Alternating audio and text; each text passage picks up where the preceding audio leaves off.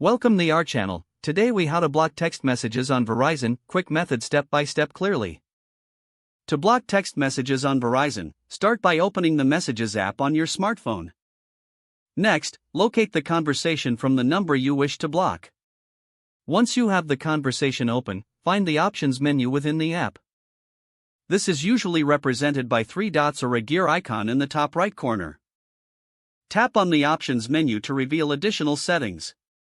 Look for the option labeled Block Contact or Block Messages. Confirm your selection when prompted. You may also want to check your settings by going to your device's main settings menu. Scroll down and select Apps or Applications, depending on your device. Find and tap on Messages from the list of apps. Look for Notifications or Permissions, and tap on it. Ensure that messages from blocked numbers are not permitted to notify you. For added security, log into your Verizon account online or via the app. Navigate to the My Account section. Find the option for managing messages or call blocking. Follow the prompts to enter the number you wish to block as a text message sender. After that, confirm the addition of the number to your blocked list. To ensure these changes take effect, restart your device.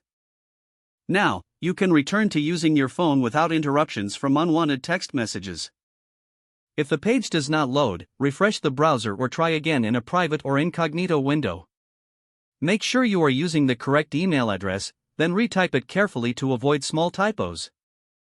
If your password is not accepted, use the reset option and create a new strong password you can remember.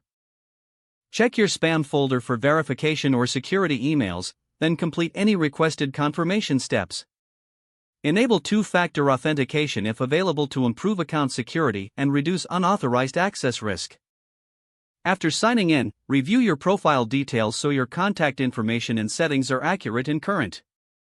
If you see an error message, note it down and try again after restarting your device and internet connection. Log out when you finish, especially on shared devices, to keep your account and payment information secure.